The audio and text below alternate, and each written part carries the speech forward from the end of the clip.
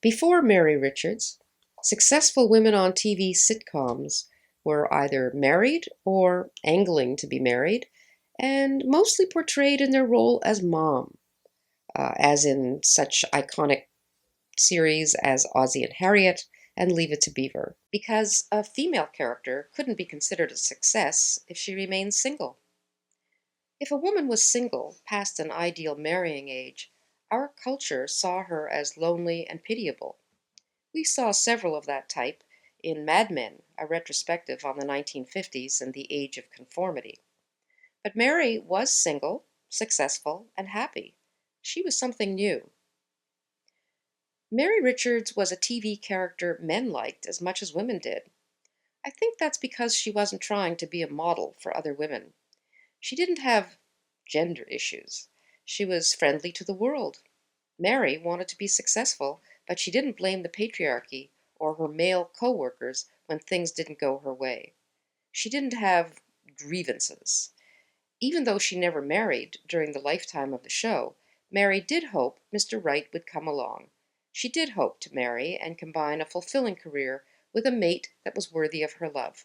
I wasn't politicized when I watched Mary Tyler Moore. So, thinking back to Mary, I realize that she kind of hit the sweet spot in feminism's development. Those were the days when feminism was gathering strength as a movement, but it was a reform movement. It wasn't yet the revolutionary movement it would become. There's a big difference between the two. When Mary Tyler Moore was filming, feminism was full of optimism and joy in its purpose. The world was opening up to women, and what the early feminists were asking for was reasonable: access to higher education, access to formerly male only professions, reasonable maternity leave, the right to take out loans or mortgages in their own names without their husband's approval, or the right to divorce on grounds other than adultery, and of course, the right to sexual freedom without stigma. Mary Richards was the beneficiary of the early activists, but Moore never considered herself an activist. And although it is clear that her character is having sex from time to time with boyfriends, she was never promiscuous. Moore, who personally identified closely with her on screen persona, had no interest herself in opening up her character's sex life to the scrutiny of viewers. Moore once said, "I feel strongly that sex is a private thing, not to be shared with an audience, or even with friends." In other words, Moore was refusing to participate in what was fast becoming a society that was obsessed with sex and frankly voyeuristic. But although Mary Richards' sex life is left to the imagination, we just know that Mary would never get drunk and wake up with a stranger the next morning. For Mary, sex would have to mean something. When I consider the shows that came after Mary Tyler Moore, I realize that she represented feminism in its finest hour. So here's what is interesting to me. As feminism moved on and women became more liberated, they got more and more rights and freedoms, mainly connected to sex and abortion, but most of them were freedoms that didn't really make them happier. None of the women TV characters for whom Mary opened the door were ever happier than Mary was. They were more demanding, they had greater status and financial success, like Ally McBeal. They had greater freedom to invent themselves as they wished, like Murphy Brown, who didn't want to marry yet had a baby anyway. But they weren't happier than Mary. In fact, they were periodically conflicted or unhappy, and very often uncertain about the direction their lives were taking. Not only was Mary happy, though, she was also a lady. I am sorry to say I think of that word in quotations nowadays because it isn't used with respect anymore. But here's something else I find interesting. I look around at the happy women in my daughter's generation, They all have the same values as Mary Richards. They want careers, of course, but they also like being married, and they don't resent the occasional career sacrifices that they make for their children. Family life is very precious to them. They want to look attractive, but they don't dress like sluts. They know their rights, but they don't see the men in their lives as their enemies, nor do they see relationships as a power struggle. They act like, well, ladies. Mary, as I said, hit the sweet spot, and smart women still emulate her. But Mary was to be the last of the ladies in TV land because entertainment, like politics, is downstream from culture, and the cultural zeitgeist did not favor ladies anymore. Even before the show finished its run, the social mood had become more turbulent. Women were being told in their women's studies courses that the personal is the political. They were encouraged to think that their individual life was part of a revolutionary struggle for equality, an equality that somehow never materialized in that way revolutions have as a means to perpetuating themselves. So they really couldn't be personally happy. Goalposts kept moving where women's happiness was concerned. And then, towards the end of its run, some of that ideology even crept into the Mary Tyler Moore Show. Suddenly, Lou Grant's wife of, I don't know, some 45 years, realized that she was unfulfilled. She had her consciousness raised, and she decided that she had to leave Lou to be happy. Lou was completely bewildered by the change in her. It was dramatically unconvincing because it was completely out of character. At first, I was only dimly aware, and then it dawned on me that politics had indeed invaded a show whose greatest strength had been storylines that sprang from strong characters and the consistency of their actions with their characters. So when I started to see character inconsistency in order to accommodate a political agenda, I thought, oh, this is not good. Perhaps you recall the series named Rhoda, named after, it was a spin-off from Mary Tyler Moore, and of course it was named after Rhoda, Mary Richards' Brooklyn sidekick. So in that series, Rhoda married Joe. Joe was the nicest guy in the world, but after a few months, Rhoda started finding fault with him. It was nitpicky stuff. It wasn't credible. When she decided to leave Joe, I stopped watching.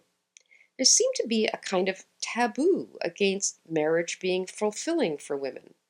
Murphy Brown, Ally McBeal, Carrie Bradshaw from Sex and the City, they had greater and greater freedoms, but none of these women ever seemed to find personal contentment. Let's fast forward to the contemporary series created by and starring 20-something Lena Dunham, Girls. Girls is as original for our time as Mary Tyler Moore was for hers. It's brilliantly written, mostly by Dunham herself, and I have to say that it is riveting and awfully funny, even though at the same time it is culturally depressing.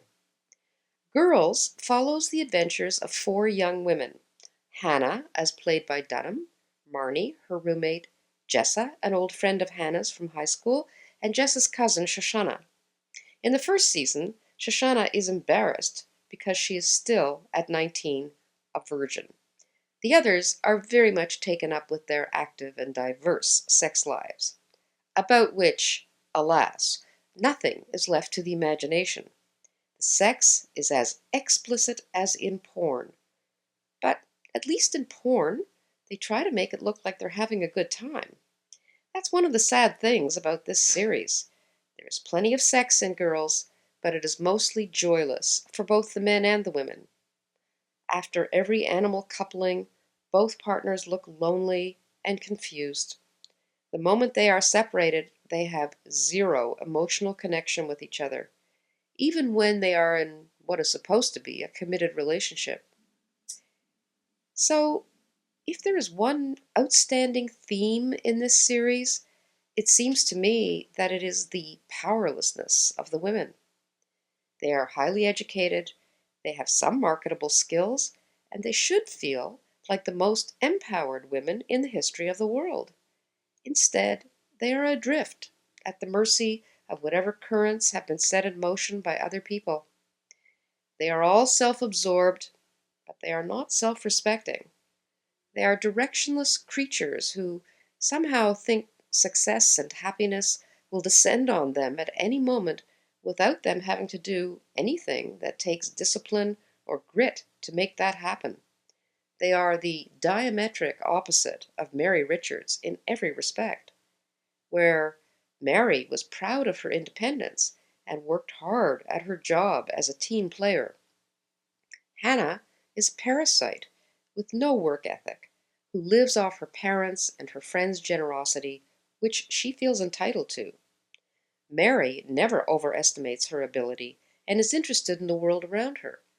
Hannah thinks she is a brilliant writer, but is in fact mediocre and has nothing to write about because she can't imagine writing about anything else but her own experiences, and they happen to be pretty banal. It doesn't occur to Hannah to do research into an objective subject that has nothing to do with her.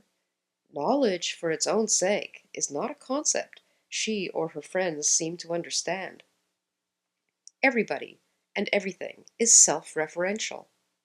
And unlike Mary, Hannah is constantly humiliated because she is impulsive and unselective in her sex life. All of the women are dissatisfied, and they don't quite know why. They are all looking for someone or some circumstance to blame for why they are making a mess of their lives. The men in their lives are mostly confused by them. The reigning mood between the men and the women is one of discomfort and weariness.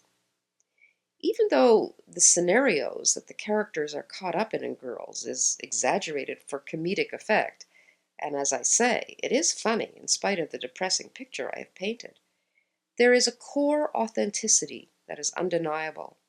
So my question is this: how is it possible that a woman who was born after Mary Tyler Moore threw her beret up in the air out of pure joy, by which I mean someone who was born into and grew up her whole life in a society where feminism is the ruling ideology, and who has never known actual powerlessness as a female, how can such a woman have been inspired to produce such unhappy characters?